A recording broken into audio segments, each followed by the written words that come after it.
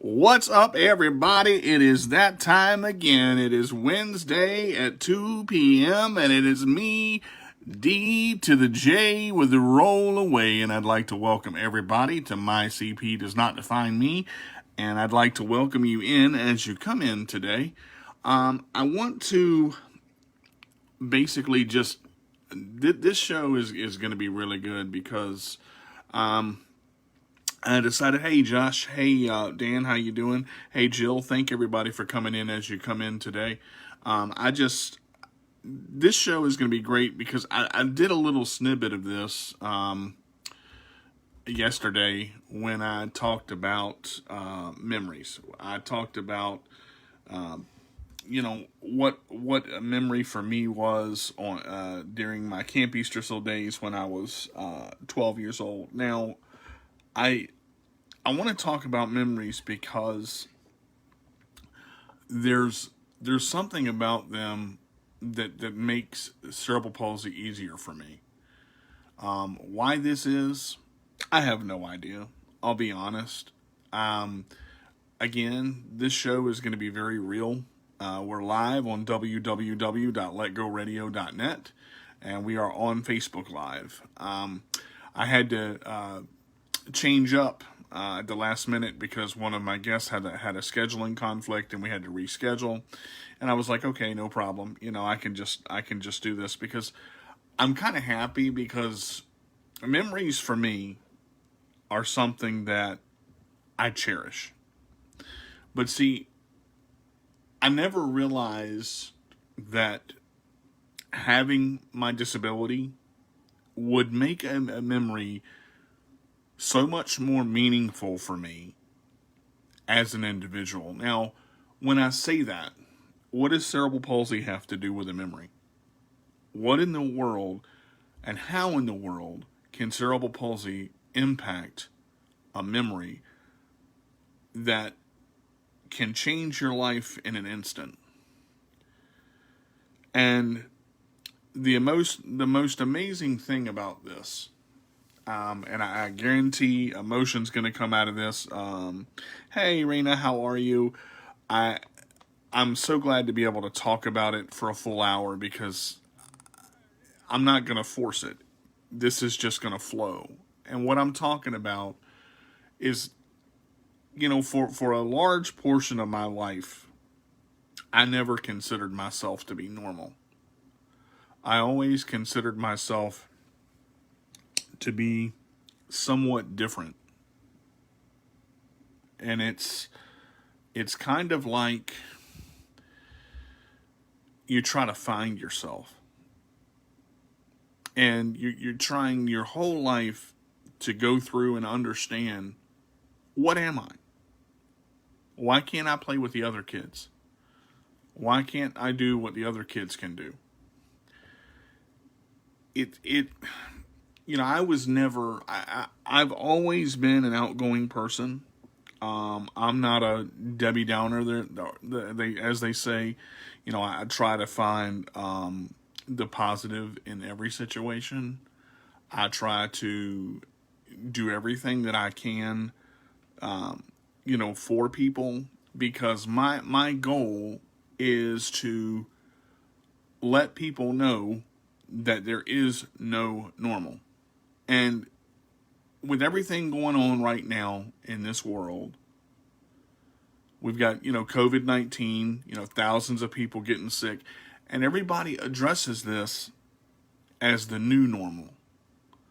Let me say this right off the bat. There's no such thing as a new or an old normal. Because when things become normal, they often become forgotten or an afterthought.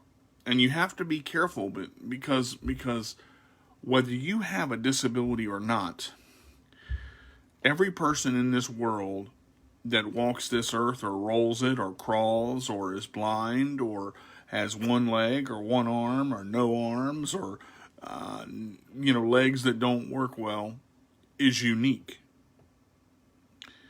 I am to the point right now, if I hear the word normal one more time, I think it's honestly going to make me sick. And the reason I say that is because I'm trying to figure out what they mean by that. Because if I look at my life the way it is right now, I'm not going to let society define my normal. Okay? All I'm going to do is just be. And the way that happens, whether you have a disability or not, or you have a struggle that you're facing right now or not, is through memories. Now, if you think about it, for those of us that are older, if you go back to being born, or if you think about being born, you may not be able to remember much of it because that is when you first came into the world. And I know for a fact that I don't remember much of it because I was a baby and my brain weren't formed, all that well yet. But coming into the world, right off the bat, a memory happened. And how that memory was created is what I'm going to tell you. You see, my mom had a choice. And every parent that has a son or daughter with a disability has a choice. Hey, Lena, how are you? Thank you for tuning in. I appreciate everybody coming in, and I want you guys to get everybody you can, because this show is going to touch somebody. And I'm going to let you know right now, this is going to be one of the most powerful shows I've ever done. I'm not going to hold back anything on this show, and I never do. I never hold back on my shows. I'm very transparent, and I'm very real, but this show is going to touch somebody.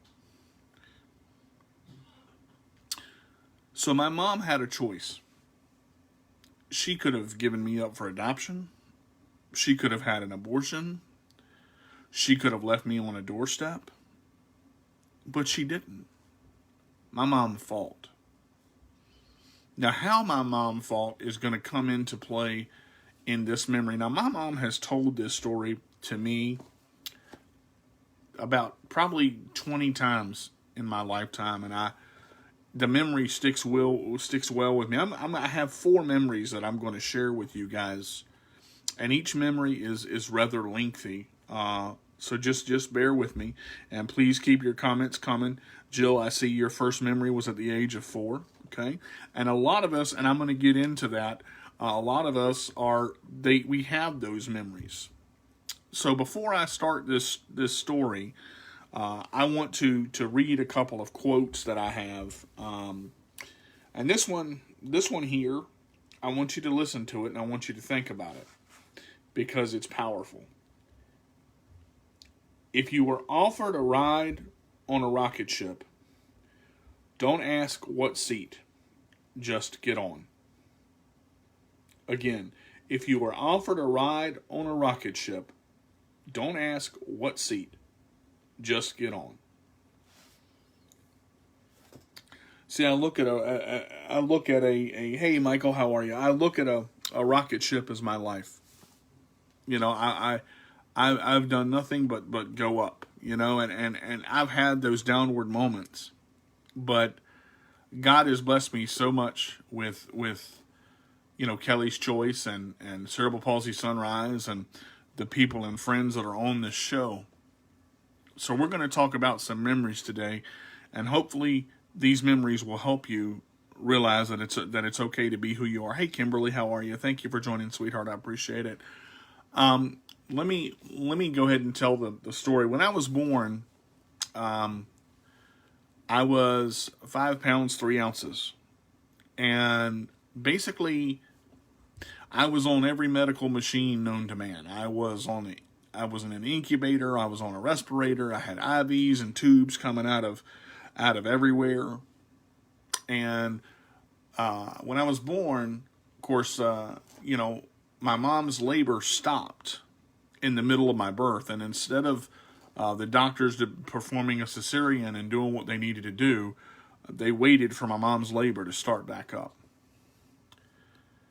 And in doing that, in the time that the labor started back up, which was about 4 to 7 minutes, my brain was without oxygen for that time. And that's what caused the CP. So when they took me out when I was finally born, I was blue. I wasn't breathing on my own, and everybody thought the worst. Hey Dan, thank you for coming in, buddy. I appreciate it. You know, I as I said, I don't remember much of what happened in that time, but I do remember the story that my mom told. The doctors told my mom that it wasn't likely that I was going to survive. And my mom wanted odds. She said, my son's a fighter. He's going to survive. They said, well, your son's got a 10% chance of living. And if he does live, he's not going to amount to anything. He's going to be severely brain damaged. Yada, yada, yada. All of that. And my mom freaked out. She's, a mom. She's hysterical. She's, you got to save him. Do everything you can. And at this point, the doctors were, fearing for her life because she was hysterical, so they had to calm her down. So they gave her enough sedative to take out a 250-pound man. Okay, my mom was out. She's on the bed, laying there, sleeping, gone. And the thing about it is, I'm fighting for my life, and I'm gonna be honest. God is watching over me the entire time. And I'm going to say something, and I'm not trying to offend anybody or scare anybody, but I am a godly man, and I believe in God, and He has done a lot for me.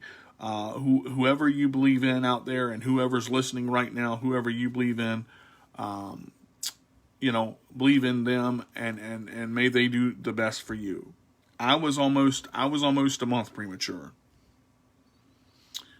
And at this time, my mom, I don't know what my mom is thinking. And I never asked her, did she remember anything when she was asleep? Well, on the 30th, at 2 minutes to 12, on the 31st, my mom felt a tap on her shoulder.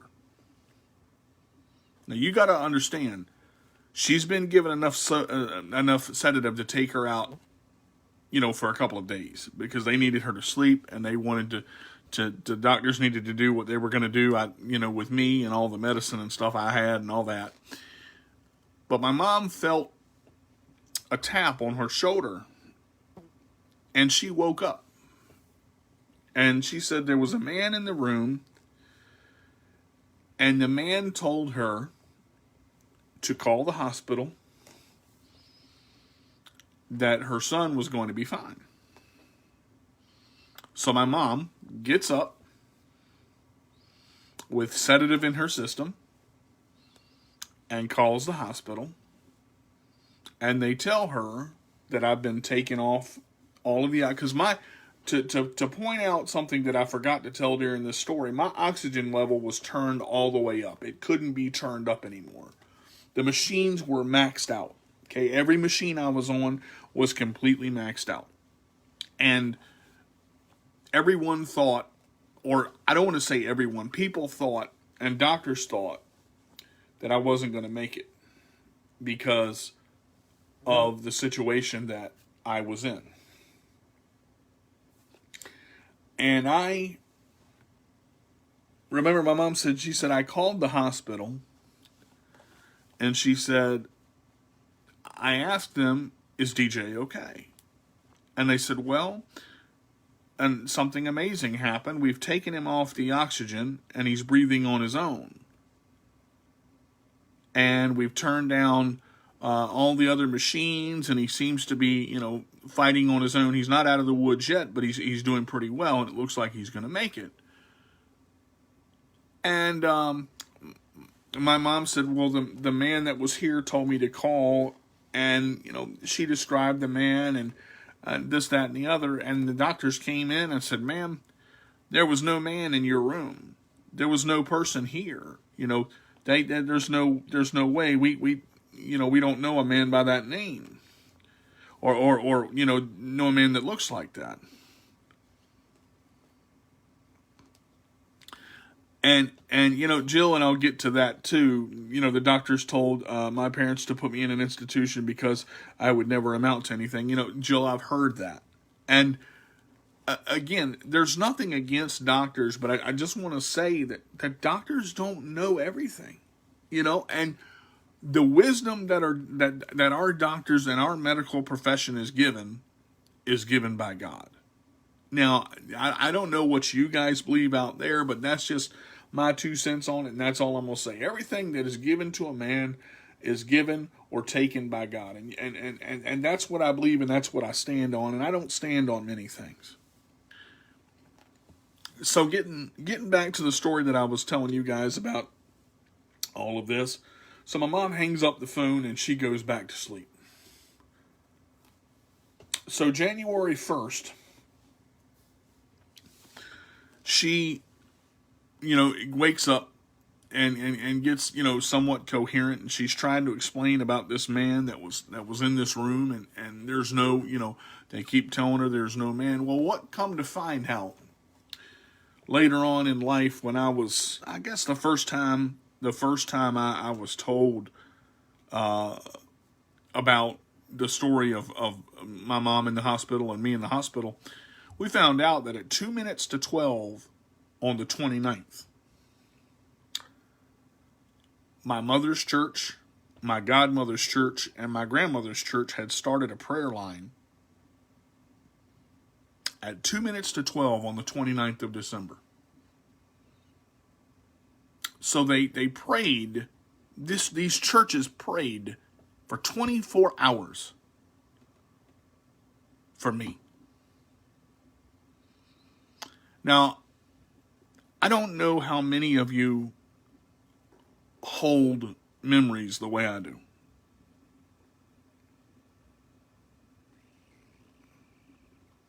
But I look at, and see, I need to address that, and I will in just a minute, because I've had 2 people talk about it. But as a people with cerebral palsy, we were institutionalized before. We were placed into camps and beaten, chained to walls because we looked different, because we acted different, because we were different. Institutionalizing a person that has a disability is the wrong answer.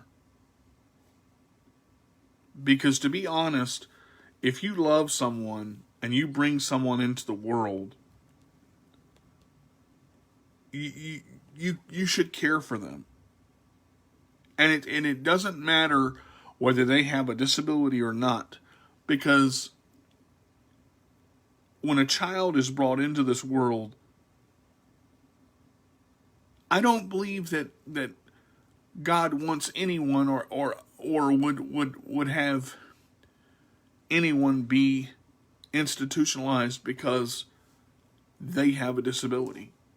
It's not about that, and I think that we as people need to, for lack of better words, stand up for each other and understand that we have to fight for each other, because the memories of the fight and the memories of who we are and what we are going to outlast everything else. Long story short on that story, basically, as I'm sitting here today, I survived. Now, there's a reason that I hold on to that memory. Because as I went through life and I asked God for so long, until I was 13 years old, why can't I be normal? I asked God that question so many times. Why can't I be normal? Why can't I be like other children? Why can't I walk around normally? I just want to be normal. Well, folks, let me tell you something. God had a plan for me. And I didn't know at that time what that plan was. I had no idea about Kelly's Choice. I had no idea about Cerebral Palsy Sunrise. I had no idea about life. But when I found God, something happened, and I started realizing why God created me exactly the way He did. And why all these years I realized that my cerebral palsy is a blessing.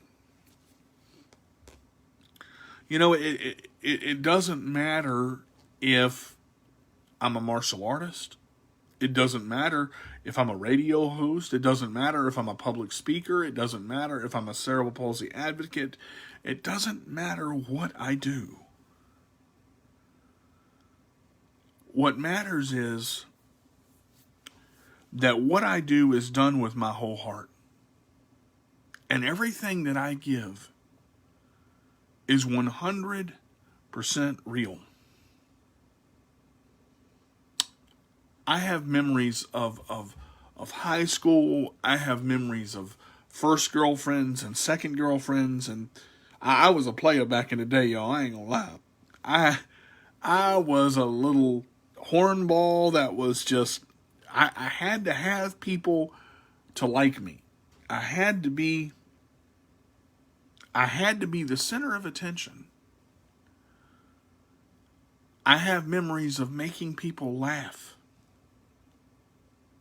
I have memories of holding little children that had disabilities that were sitting in my lap that wanted me to tell them stories about how I did things.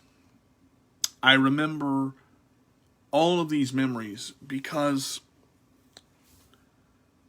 these memories helped make me who I am. You see, and it's a show like this that's very calm. You know, I never thought I would do this show because this show is hard for me. This show is probably the hardest show I've ever done because the next 3 memories that I'm going to talk about, I don't talk about a lot. You know, I have always been able to talk. That is the one gift that God gave me, the gift of gab. And I thank God every day for that gift. I'm going to tell you, and again, seeing Miss Wilson up here right now, it's time. I want to talk about a dark time in my life.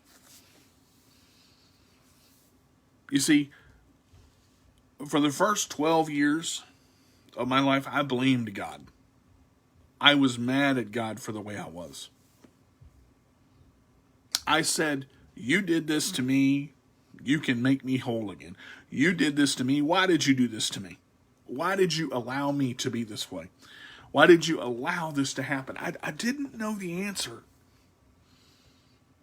I didn't know the answer. I just wanted to be able to walk around. And I kept focusing on what I couldn't do. You know, I was mad at God because I felt like my dad didn't want any part of any part of anything to do with me. I felt like I wasn't good enough for my family. I felt like I was, a burden on everybody, and at that point, I let my CP take over. I let my cerebral palsy take over, and it hurt. I was mad at everyone, and everybody that was around me, I put out negative energy. Like I said, people don't know, and people don't know this part of my life because, to be honest, I've never shared it live. I was a mean kid. not a bad kid. I had a lot of pent up rage to where I didn't care about anything. I didn't care about anyone, really.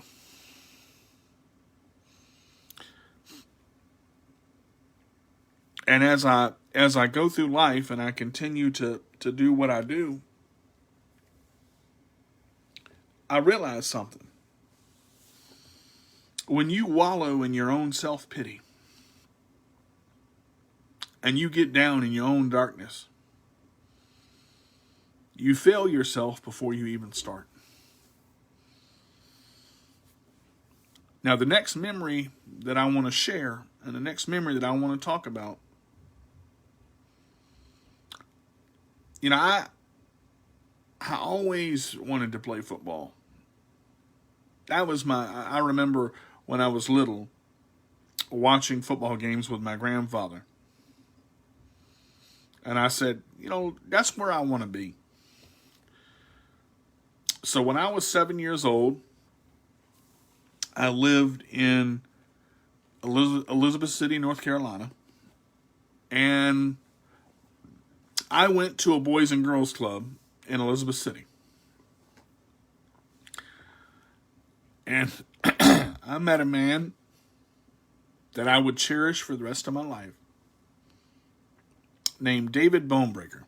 Now, you think about a man named well, it was Bonebreaker, but I called him Mr. Bonebreaker because he was a coach, and he was the leader of the sports area for the boys club. Thank you, Michael. I appreciate that. And as I met him, you're right, he didn't. You're right, Miss Wilson, he didn't. And I didn't come to realize that until later. See, all of this is going to get to a point when I started. They started a wheelchair football program at the time, or a football program at the time, and it wasn't really a wheelchair football program. But I went out there, and I was 8. I guess I was getting ready to turn 8, and Mr. Bonebreaker asked me to throw the football. He just asked me to throw it, and I'm sitting there, and I'm like, "Are you talking to me?" He said, "I don't see anybody else sitting around." He said, "Come here." So I went up, and I shook his hand, and I threw the football. And I'm going to tell you something. When I threw that football, I felt something go through me. I can't even tell you what it is. It was like an electric shock that went through my system. It was like a piece of something that I can't describe. And it went through my whole body, from the top of my head down to my feet. And now I'm 8 years old, and there's kids out there, and all of a sudden, we just started talking, we started playing, we started throwing the ball around, and all at once, life meant something. And I went, well, this is nice. This is different. This is not negative. This is not bad. This is fun. I'm in my chair and I'm having fun. I have cerebral palsy and I'm having fun. I'm starting to feel different. And I said to myself, well, now, wait a minute now. If I feel this way, why can't I feel like this every day? So from the time I was 7 until the time I was about 11, I lived in Elizabeth City, and we played football every day at the boys club, and I met young men every day, and I threw the ball around every day, and we started playing, and we started hitting, and we started moving, and we started grooving, and we started getting into it, and I'm like, okay, this is what I want to do. then we moved. And I was mad at my mama because we moved. I left my friends. I left my football team. I said, Mom, why we got to move? I don't want to move. This is cool. I like my city. I like what I'm doing and the boys club and the people and all this. And I'm angry again. But all at once, I had failed the 4th grade in Elizabeth City. And I got held back.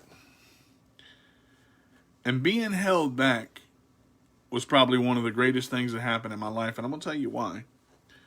Because I got a teacher's aide to help me when I was in 4th grade, when I moved back to Virginia. Her name was Miss Wyatt.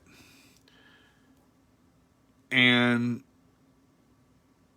she believed in me from day one.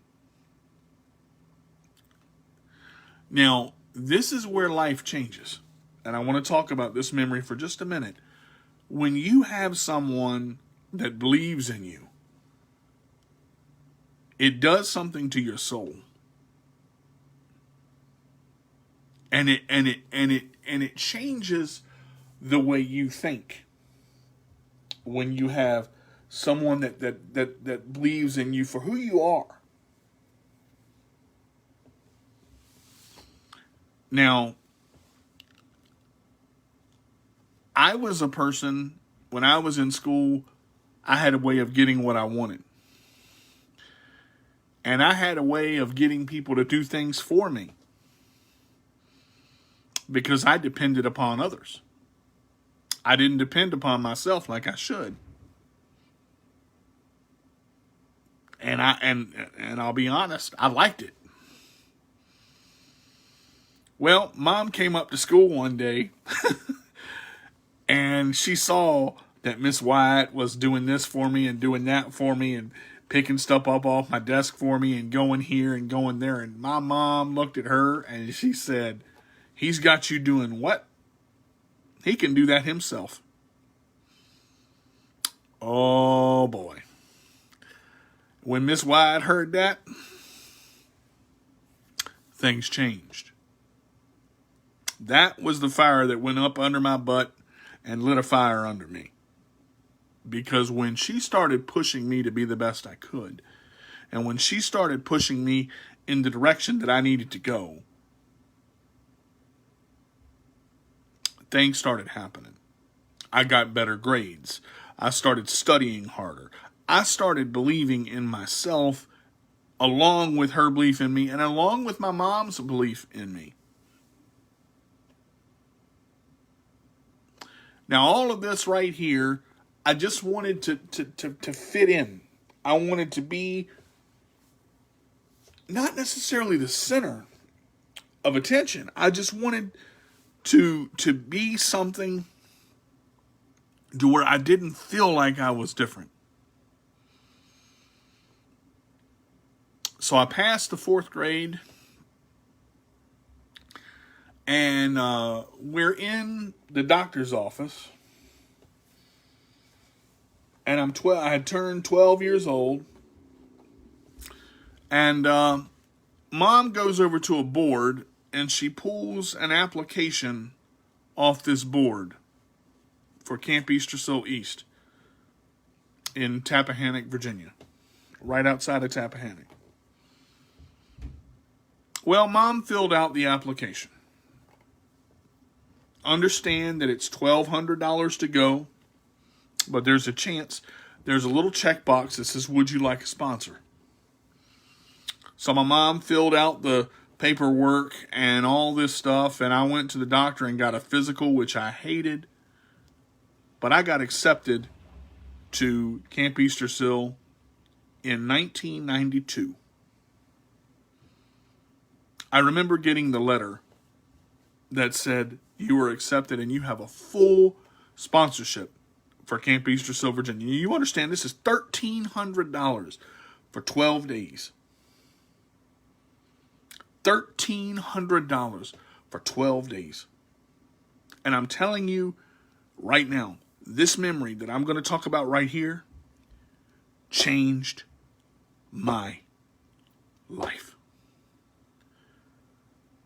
So I got the letter and I got the list of what I needed to pack, and we went out and got the clothes and the bathing suits and the water shoes and the jeans and the shirt and underwear and socks. I had 7 of everything. 7 shirts, 7 socks, 7 pairs of underwear, 2 pairs of jeans, or 4 pairs of jeans, 4 pairs of shorts. I remember the list like it was yesterday. I mean, sunscreen, the whole 9 yards. We had stuff packed everywhere. I had a suitcase full of stuff. And I had no idea what God had in store for me. No idea. So we're driving with my grandparents and my mom. And we get there. And I see the sign that says Camp Eastersill East. And there are these huge buildings. And I mean, there's stuff as far as the eye can see. So I go in and I meet the owner. He says, "Hi, my name is Devin. Welcome to Camp Eastersill.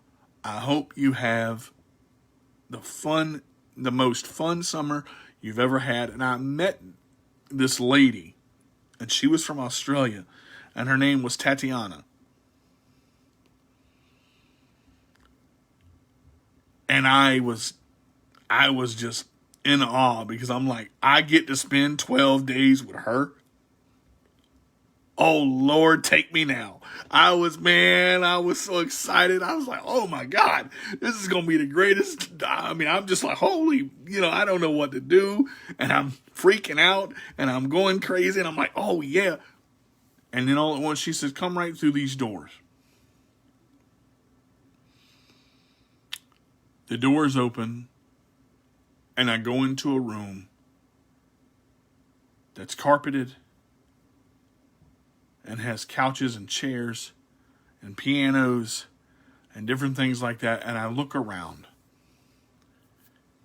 And at that moment, my jaw hit the floor. Because I saw around me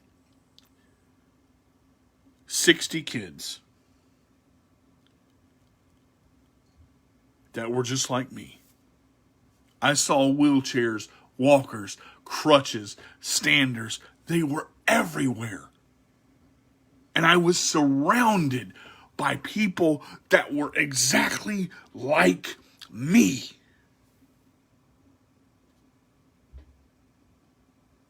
I was surrounded by normalcy. I was surrounded by everything that was the same. And I looked at my mom and I said, "Mom, they're like me. They're everywhere. They're in chairs too." And I remember this overwhelming feeling of just acceptance. And I finally got my first dose of what I thought normal was supposed to be. I finally got my first dose of what I thought everything in my life was supposed to be. In that summer, I went horseback riding, fishing. I climbed a 27-foot tree. Now, let me tell y'all about a 27-foot tree. Now, in life, there are things I was afraid of. And that 27-foot tree, that was one of them. And Devin was the climbing specialist at Tree Climb. Not only was he the owner, but he was part of most of the events. And he, oversaw everything. And Devin took pictures of everything. I said, "Devin, I ain't going up there. I ain't going up the tree." He said, "Look," he said, "all I want you to do is put this harness on and trust me." I said, put the what, where? He said, "Just put the harness on and trust me." I said, "Okay." I thought, okay, I'll put the harness on, and I got the harness on, and look, when they put that harness on, there are parts of that harness that got to go in certain places. You learn real quick why they call it a full harness, cause you end up talking like this, and I ain't gonna say why, cause I'm gonna let go radio, but I'm gonna let y'all know them straps got to go somewhere. So all that aside, they start working the rope, and I start rising, right? And he said, just pull on the rope just a little bit. And I'm pulling the rope, pulling the rope, pulling the rope, pulling the rope, pulling the rope, and I'm going up. He said, now, whatever you do, don't look down. Now, what's the first thing a 12-year-old is going to do when you tell a 12-year-old not to do something and say, don't look down? Well, guess what? I look down. So I look back up so quick, I look down real quick, while I look down and up all in the same moment. And I kept climbing. I kept climbing, and I kept climbing, and I kept climbing, and I got to the top of the tree. And at the top of the tree, there was a zip line. And they unhooked the climbing rope, and they hooked the zip line. Devin looked at me, and we're sitting at the top of the tree, and he says, all I want you to do is let go. Devin told me, he said, I'm going to teach you how to fly.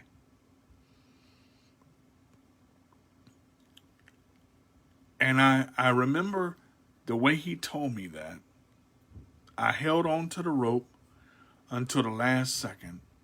And at the last second, when I went down the zip line, I let go. And I felt like I was flying. And it was the most remarkable feeling I could put into words. You know, I remember all of the other things that happened that year. You know, the camp outs and canoeing and this, that, and the other. And we did everything. I mean, we had unit nights and we had this, that, and the other. And it just seemed to, you know, as Camp Easter so the session got closer to ending, I didn't want to go home. I did not want to go home. I wanted to live right where I was, because in that moment, I felt the same as everybody else. And you know what? I realized I didn't have to fit in. I did not have to fit in.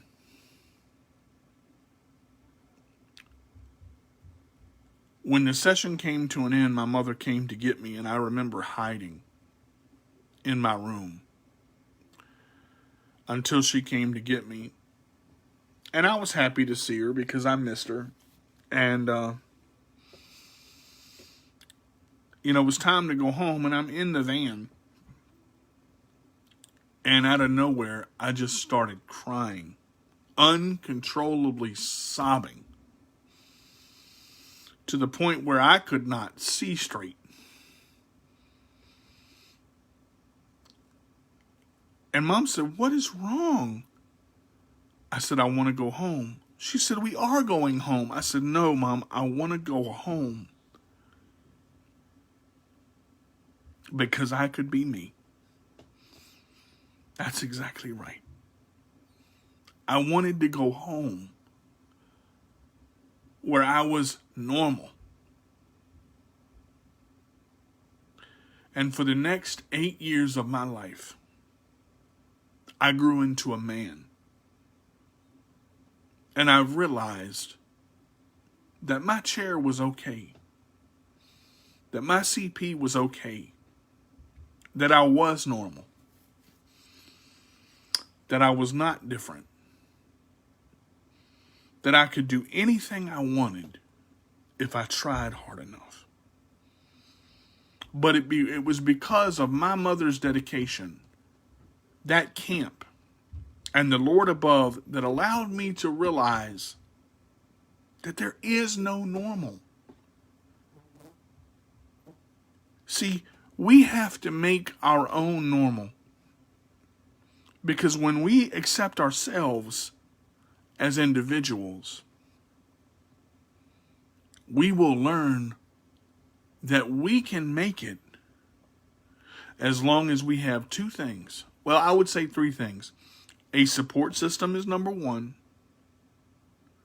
Someone or something in our lives to believe in, and dedication. You have to have it to function. There are going to be days where things don't go right.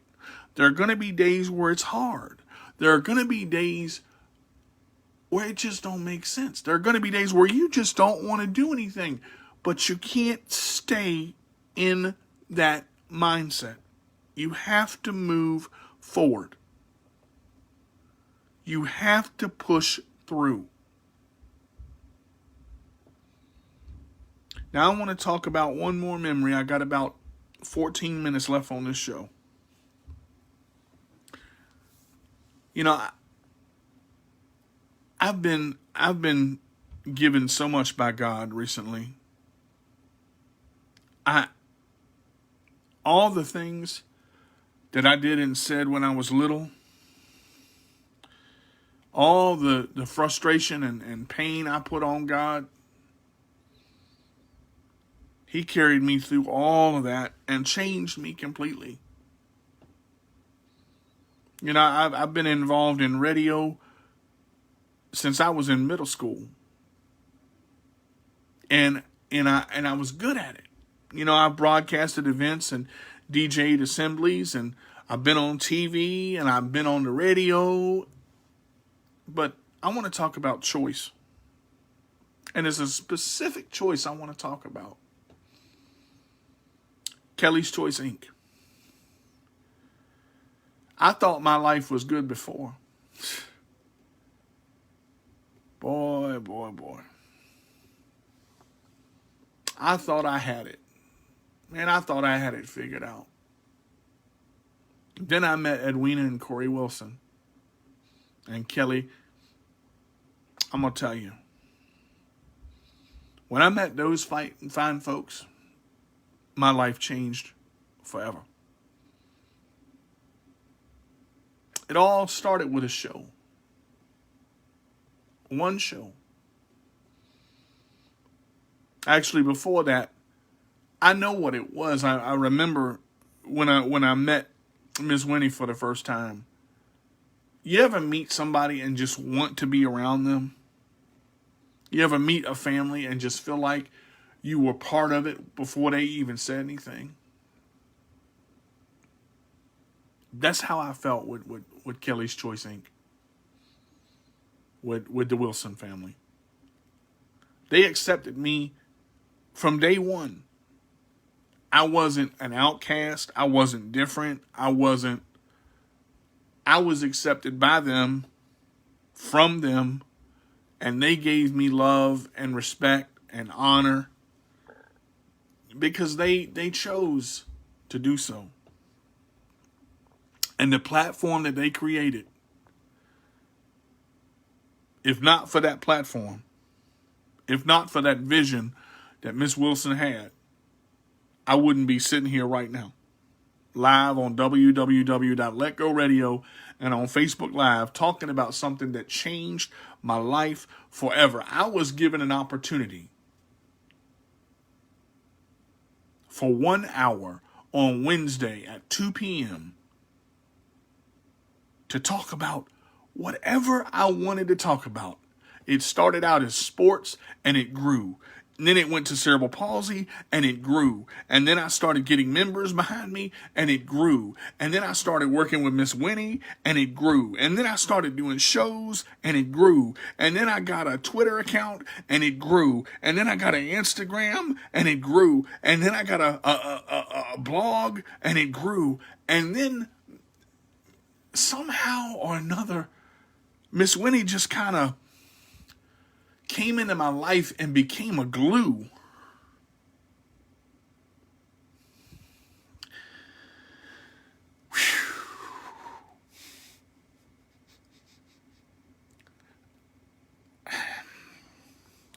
I know a lot of you know what it's like to have holes in your life. But I'm going to tell you what it's like to have them filled. To have a lady that will call you out of the blue just to ask you if you're okay. Will call just to listen. Will bring you food when you're hungry. Will hug you when you need it. Will give you words of inspiration and encouragement. Will continue to believe in you when you don't even believe in yourself. The Wilson family allowed me a choice. They saw something in me I didn't even know was in myself. Miss Winnie said, because you are awesome. Well, Miss Winnie, if I'm awesome, you are awesomer. I'm not even sure if that's a word, but I said it. I actually got through this without crying. I can't believe it. But you know, I look at Miss Wilson as a second mom, and it's funny because Miss Wilson and I talk a lot. But this whole show, I've talked about memories. Now, I gotta say this before I go off the air, because hold on to the memories. Don't ever let them go, because your memories will get you through times you don't realize. And a memory is something that no one can take away from you. A memory is something that you will have for the rest of your life. Even when your mind goes and you off somewhere in left field, drooling, rolling on the floor, your memory is your timeline. But I'm going to tell you something that Miss Wilson taught me about myself. 2 months ago, 2 months now, well, almost 2 months now, I was a very in the box thinker. In the box.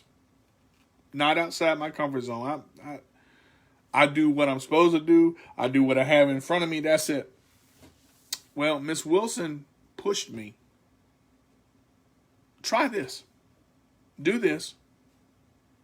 Get an Instagram. Get a Twitter. Get a blog. Get up. And I thought, Miss Wilson, I can't do all that. That's too much. She said, just start. Schedule out your day. Schedule out your time frame. Make sure you post. Cross-post everything. Share. And this show and this brand, My CP Does Not Define Me, has exploded into a phenomenon that I didn't see was possible. But there were two people who saw it. Well, there were three. God first, and the Wilson family second. They saw in me, before I ever did my first show, what I had. And it's been over 2 years that I've been on the radio waves creating shows like this. And I want to leave you with this before I give you my social media, because I got a lot of that, and that takes about a minute and a half by itself, thanks to Ms. Wilson. But I want to tell you this. We are strong. But if we do not unite as a community and start supporting each other, we will fail. If we do not start helping each other and relying on each other and understanding that it is okay to be the way that we are, because that is the way that we were created. And God doesn't create mistakes. He creates miracles. Be the miracle you were born to be. Stop thinking inside your box and take a chance. Take a chance in life. Do something. You want to reach people? Create an Instagram. Create a blog. Write something. Post something. If you got something on your mind, post it. Because you can help someone else and you not even know you've done it.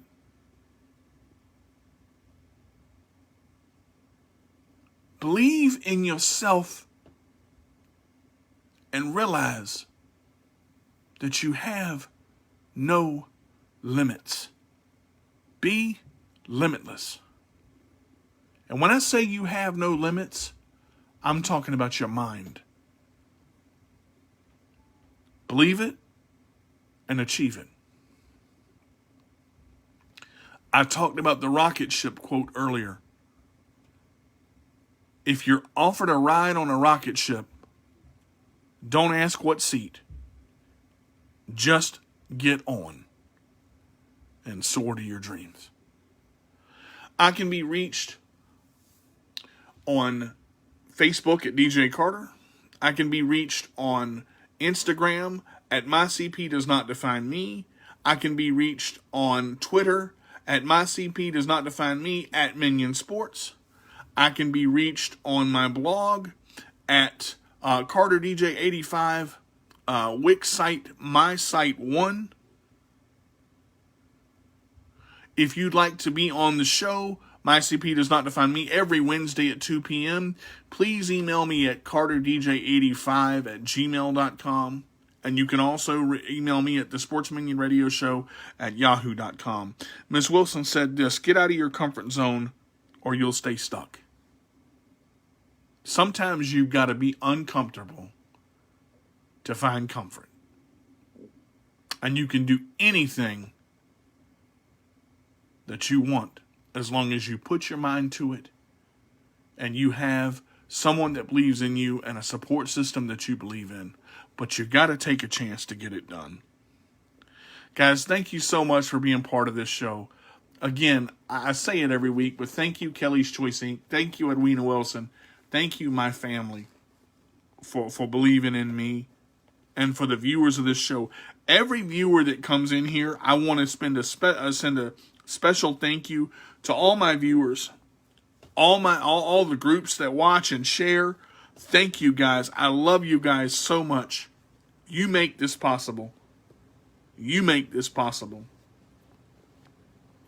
The only way to accomplish your dreams is to spread your wings and fly. Thank you guys so much for being part of My CP Does Not Define Me. We will see you this Saturday with a special edition of My CP Does Not Define Me at 2 o'clock Eastern Time with Alexis. And she is great and going to be a very special guest. Like I said, I don't get many Saturdays, guys. I don't do Saturdays normally.